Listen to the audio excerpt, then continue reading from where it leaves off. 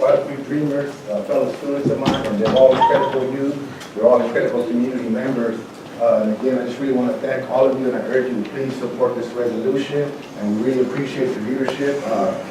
I'm very proud to say that I'm from Monterey County, and I hope that we are the first county to make it a Dreamer County, and I hope that we do set the example and that others follow, because again, it's important that we stand united and we stand as one. Thank you. Thank you very much.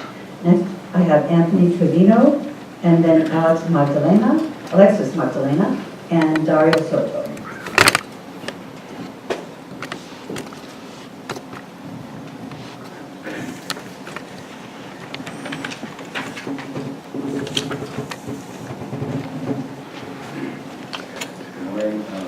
Madam Chair, Board of Supervisors.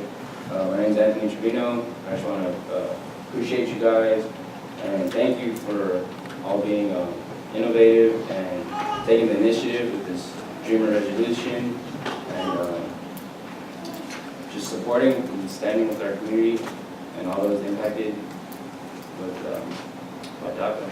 I appreciate you guys. Thank you very much. Alexis Magdalena.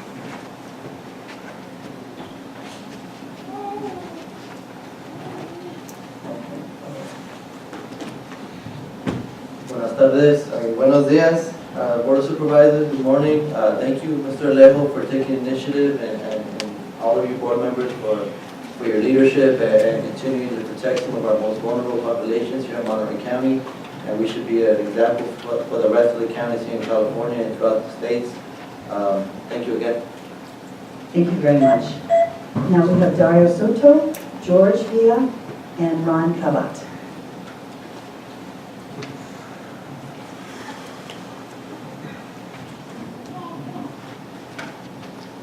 Good morning to the Board of Supervisors, Madam Chair.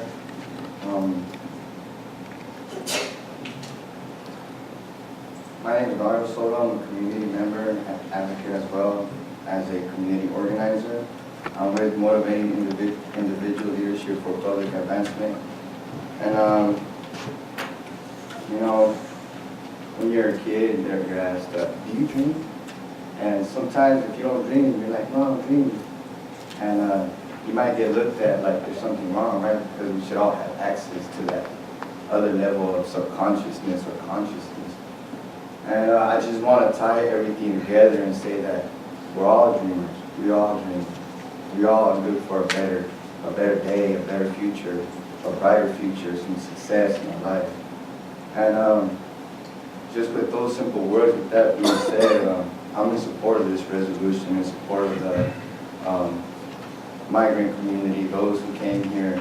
And so sometimes I don't even realize until after they're a certain age what's really going on. And I just want to support the DACA program and give that community an opportunity. I hope we can give that community an opportunity to succeed, to achieve, and to provide, and to also be a part of our community as one, so that they could add to what we have, the culture, the richness of their lives and our lives, and move forward as one. So I just want to support this resolution. I appreciate you all, your leadership. Thank you. Thank you, Mr. Soto. And now I have George Villa.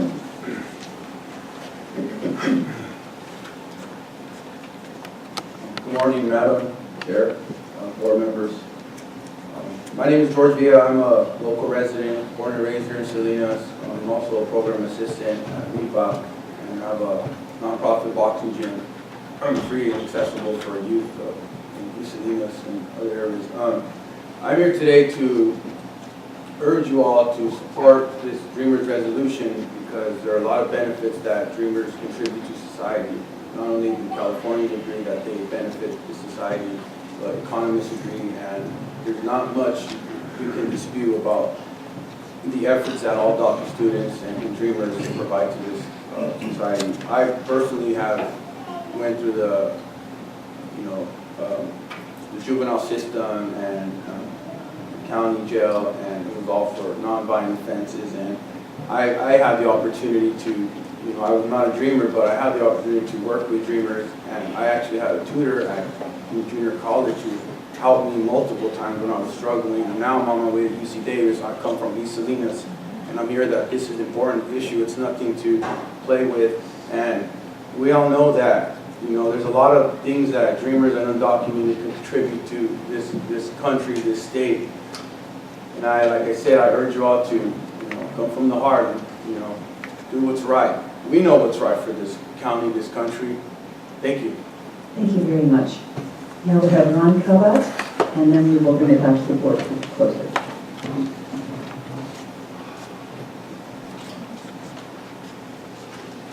Good morning, Madam Chairman and the board. I came here this morning to speak on a different issue and didn't realize that I'd be talking on this. Actually, if you're going to speak on the code enforcement, I'm going to speak on Penal Code 185, but since this came up on DACA, I do have to speak Yes. because I'm not in agreement with some of the things that Mr. Vallejo said. I have a 219-page file in my office of U.S. citizens who have been murdered by undocumented citizens and DACA students.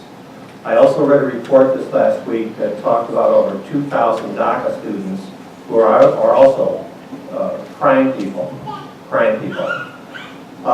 In 1994, we passed Proposition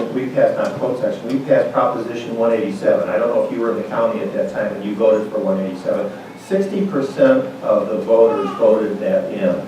And the reason was that we did not want to provide or defer money from the U.S. citizens to either educational, social, or medical purposes. However, since then, I'm not going to go into how it evolved and how it was stopped, because that's going to take too long. But what has happened is I do have a list of hospitals and emergency rooms that have closed since that did not go into effect. I've got the school programs that have been impacted by that as well. And in each case, what happens is that tax dollars are being basically taken from the citizens and applied to non-citizens, undocumented agents, aliens. Since I've also got information to show that thousands of citizens have been killed by DACA, as well as other individuals, I cannot say 100% of the DACA people are criminals. I don't. But I do believe that we have made an investment in them, and I do believe that a small percentage of them should be kept on, and the rest with their parents. Because now, what happens to their parents with DACA? If you pass DACA, do their parents stay too? What I'm saying is we've got an investment, and maybe those people who are STEM graduates, as President Trump says, he wants to see what can you give to our country if you want to stay here. And I think that that's one of the issues that is at hand. Lastly, I want to say that this has been a series of steps, starting with Proposition 187 and it's unenforced, it being not enforced. We've had the vote to make this county a sanctuary county. We've diverted medical funds to the health department for undocumented citizens. We diverted those funds from U.S. citizens. You've done other things like that. And with this DACA vote today, I truly believe that what you're doing is you're building a carpet, and that carpet is conspiratorial sedition, which will be charged with by the federal government. Conspiratorial sedition. thank you for your comments.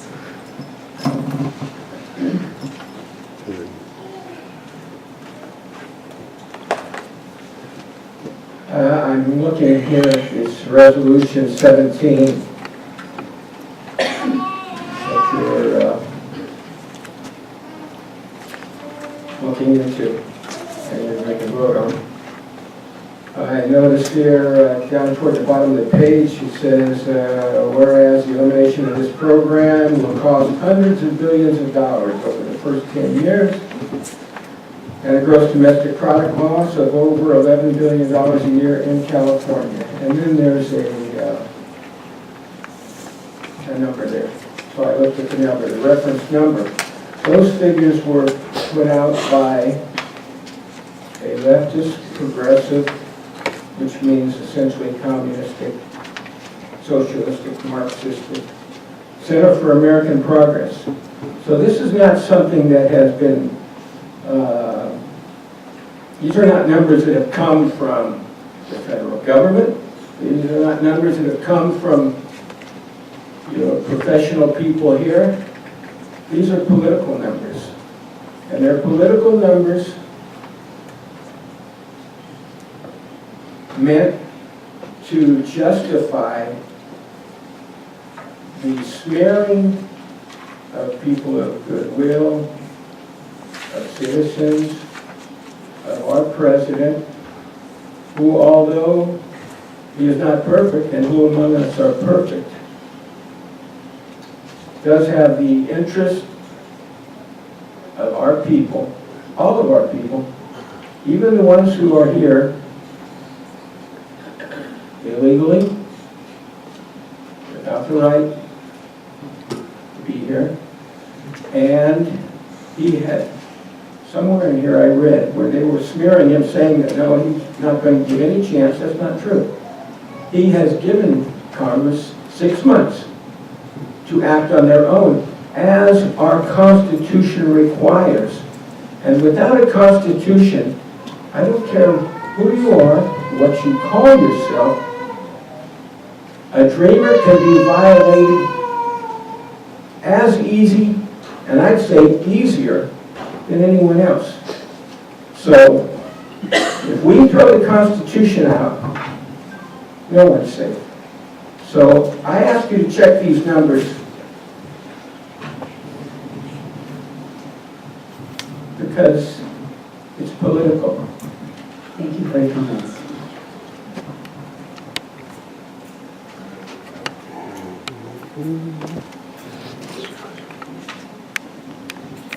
Sorry.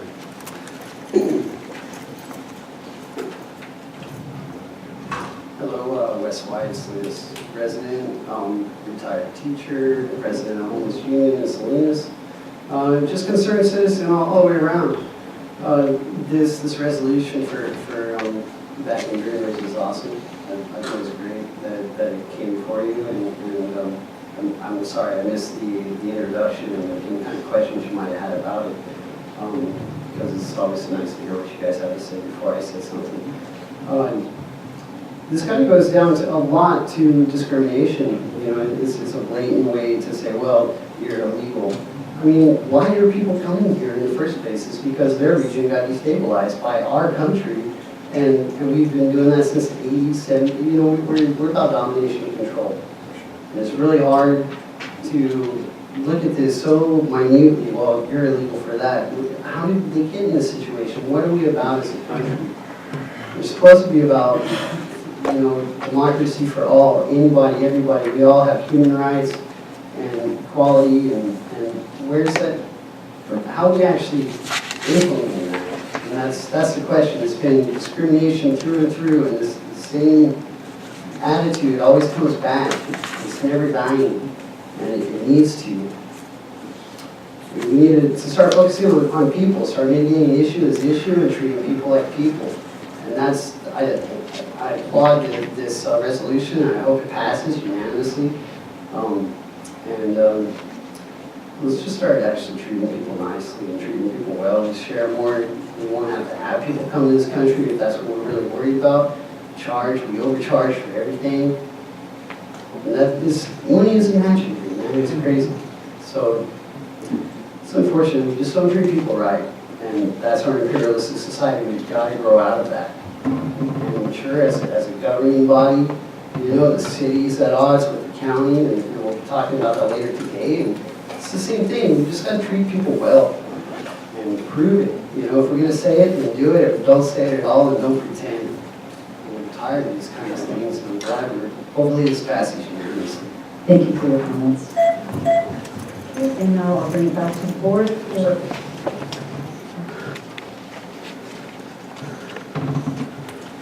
we do always encourage people to fill out speaker slips, so I know how much time we have. Sorry. Good morning, members of the board. I wasn't actually planning to speak. I came in support of my student at Hartnell College. I'm the director of special programs at Hartnell College, and I'm responsible for designing and implementing support services for Dreamer students. Can you give us your name, please? Bronwyn Moreno. Thank you. But today I'm here as a resident of Monterey County. I live in Salinas, right down the street. So I actually just wanted to state kind of my observations of the DACA students in our community and the impact of the announcement to the rescission of DACA. What's the street? DACA provides, just to clarify, DACA provides children who arrived here and grew up in this country with the opportunity for a temporary work permit, a driver's license, and temporary protection against deportation. Basically, the basic human freedom that we all take for granted on a daily basis. The primary fear of students who came to me the day after the decision was made is how am I going to continue to work and help support my family? The tax dollars are making a huge impact in our community. On Saturday at the press conference, we had a private roundtable with Congressman Panetta following the types of fears and concerns that we heard were, my job is taking care of an autistic youth. He is scared to use the bathroom without me. What's going to happen to him if I lose my DACA permit? What's going to happen to my family if I can't help pay the rent? So this is the type of loss that we're saying. I know that the resolution that you're considering today is primarily symbolic, but I think that it is important in these times that our students and our community members know that we stand behind them, that they're not alone. Anything that we can do to send a message of support and let them know that Monterey County is their home and that they belong here. So I strongly encourage you to pass the resolution today, and I thank you for your consideration. Thank you very much. To the board then.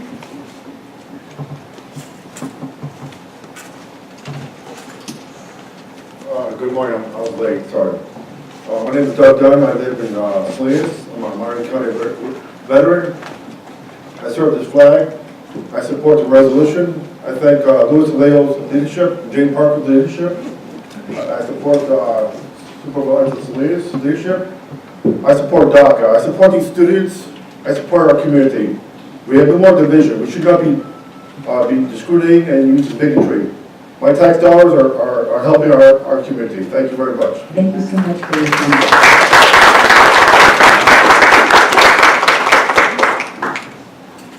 Thank you. Okay, we'll bring it back to the board for comments. Supervisor Phillips? I don't think we have a second to Supervisor Aleo's, so I would second that motion with the comment. I know I expressed some concerns about taking on the federal government decisions unless they impact our community. And I didn't think it did before, but this, I think, does impact our community. And these are young people, immigrants, but they're the type of people that have been in the community and people that are positive for our community. And I just don't think it's right, even though it was an executive order, I don't think it's right to change the rules in the middle of their game, their life, through no fault of their own.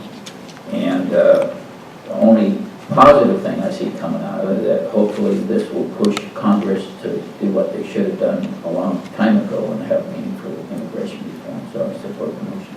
Thank you very much.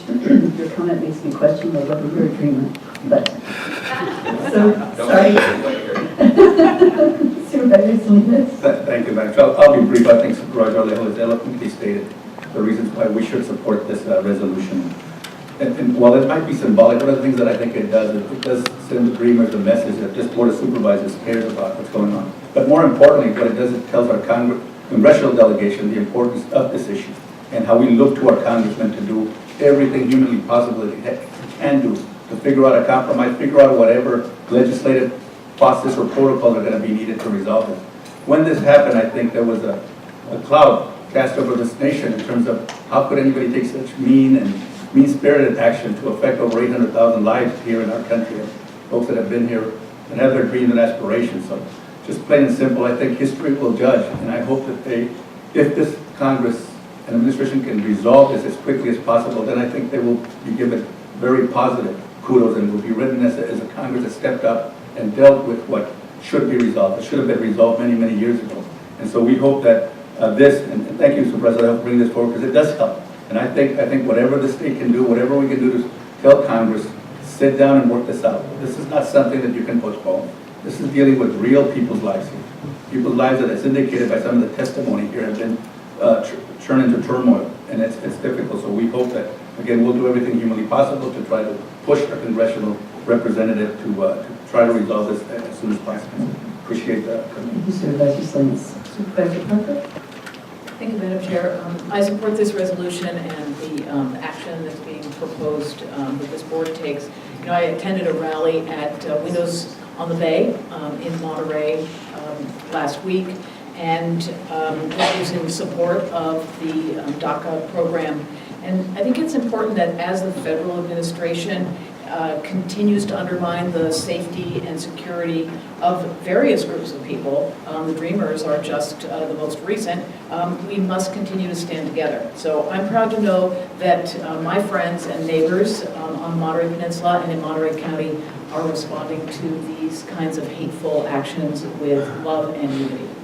Thank you, Supervisor Parker. Supervisor Elaine? Yeah, Madam Chair, I just wanted to just personally thank young dreamers such as Adriana Gonzalez, who spoke last Saturday but who are here today. It takes a lot of courage when you're an undocumented student to come before and speak about your experience, to put your name and your face in front of your community and speak what it's like to be a dreamer.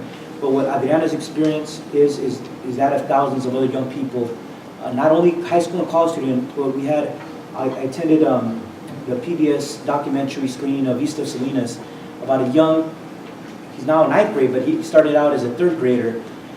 But if somebody could see that film, you would see what so many of our young people, the hardships they overcome. You see the resilience and their strength. And he was really good at math, wants to be an engineer, and just started high school at Salinas High.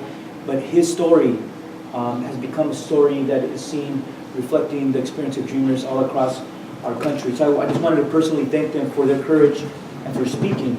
But I did just want to clarify that the DACA program, as we stated in our resolution, it requires that the people to benefit cannot be convicted of a felony, a significant misdemeanor, or 3 other misdemeanors, or else they won't be able to renew their status under the DACA program. That's a clear fact.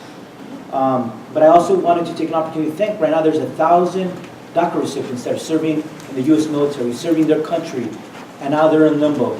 And the U.S. military is figuring out, what do we do with these 1,000 young people who want to continue to serve and put their lives on the line for the country, but now they might not be able to do that with the expiration and the rescinding of this program. The numbers that were stated have been reported nationally through press all across the country. They haven't been disputed, but it doesn't take very much complicated math to figure out that if you take away the ability of 230,000 to 245,000 young people, you take away their ability to work, to pay taxes, to be able to purchase things, we all know that that's going to be a significant economic blow to California's economy. So just to end, I just wanted to just clarify that my motion was not only to approve this resolution, but that we, because I want to say it's not only symbolic, but we also want to use our county resources in providing staff today to ask them to research, and I think our county council has already started doing that, but to look into and bring back how we could, Monterey County could join the lawsuit filed by Attorney General Javier Becerra, or perhaps other local governments, because we heard Santa Clara County might be looking to file its own action on behalf of local governments in the next few days. And then secondly, to use our lobbyists to support legislation that will to support legislation that is trying to help DACA be codified, or to provide a pathway to citizenship for our young dreamers. And so that would actually be action towards utilizing our resources to support our young people. Thank you for your comments. And I just want to thank all of you. I want to thank the Dreamers specifically. You are our future. And when I see and hear the word dream, of course dream. Dream in science, dream in technology, dream in engineering, dream in art, dream in math. Our future depends on the dreamers. You are what we hope for. And on behalf of my own personal Diego and Mariela and Sonia, who are close friends of mine, I recognize that they are, and you are, the best and the brightest, and you are our future. And it's an honor to have you among us, and it is our job to protect you. So thank you very much for coming forward, and thank you for being with us. So on that, I'd like to move on the motion. I have a first from Alejo, second from John Phillips, and all in favor say aye. Aye. Thank you very much. Thank you very much.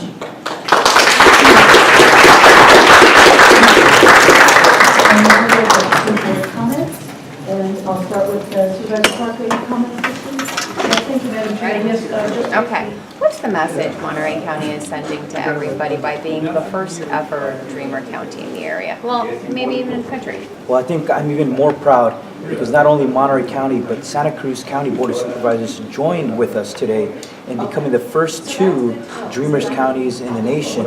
And it not only sends a message to our young people that we're going to fight and stand up for them, but it's also, I think, important that local governments speak out and tell their Congress members, expressing the urgency for them to act within the next few months, because we know that inaction will be probable if Congress doesn't take a vote soon on supporting or approving legislation that will help our dreamers, not only in California, but throughout the rest of the country.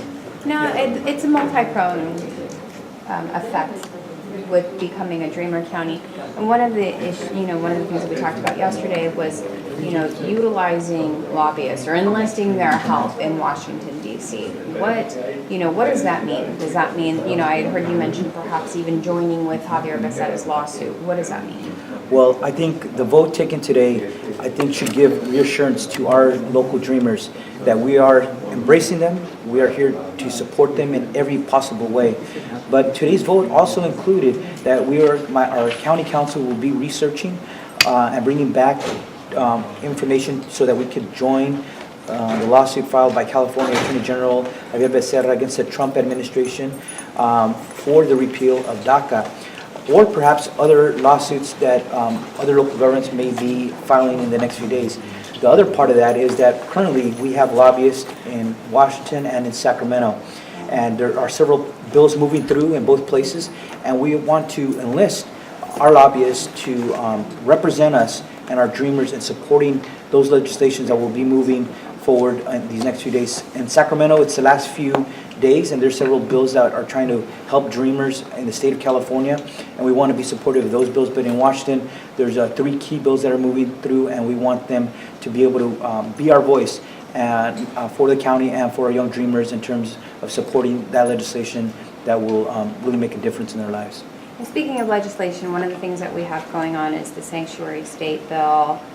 There was news of that coming out yesterday, and then as well as just the one more. Sorry, I was thinking of something else as well.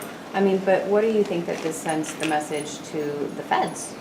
Well, first of all, people said, well, what does this mean, a Dreamers County? And I like reminding our communities that the first cities and counties that became sanctuary counties were only among a handful. Eventually, it became dozens all across the nation. And now, this week, the governor is about to receive a bill that will make California the first sanctuary state in the nation. And they just reached agreement yesterday with the leaders of the Senate and the Assembly. So when we talk about local actions, you never know where it's going to lead to being able to take action at a statewide basis or a national basis. And I hope that's what comes out of this action from here on the Central Coast, out of these 2 counties taking action, that we hope that, and I've already been contacted by other cities and counties throughout the rest of the state that want to take a similar action. And when you have numerous local governments urging their Congress members to do the right thing, I think it really makes a powerful impact and could really, I think, create or push Congress to act sooner rather than later. Anything else you want to add in English? I think that's it. All right, Spanish. Okay. Oh, watch out. Oops. Sorry. No, you're fine. We'll do the Spanish version first here. Okay. Well, yeah. Okay. Hold on. Oh, I do both at the same time? Oh, you want to Okay, talk you should do homeless? separate, yeah. Oh, okay. Well, we do, I'm because she does sorry. hers for Telemundo too, right? Yeah, Okay. yeah. Well, Okay. I'm sorry, I thought Okay. you were here. Okay. Now, the reaction to the unanimous vote, and what does this mean when we talk about utilizing lobbyists in Washington? Okay.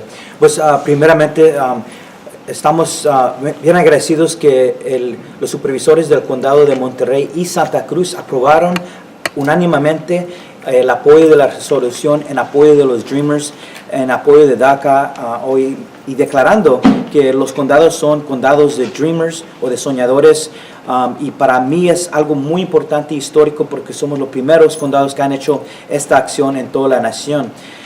esta acción no es solamente para asegurar a los jóvenes Dreamers que estamos en apoyo de ellos y que vamos a hacer todo lo posible para luchar y abogar por ellos, pero también para el voto incluyó tomar acción en ser parte de la demanda que archivó el procurador estatal Javier Becerra ayer en contra de la administración de Donald Trump sobre la cancelación de DACA.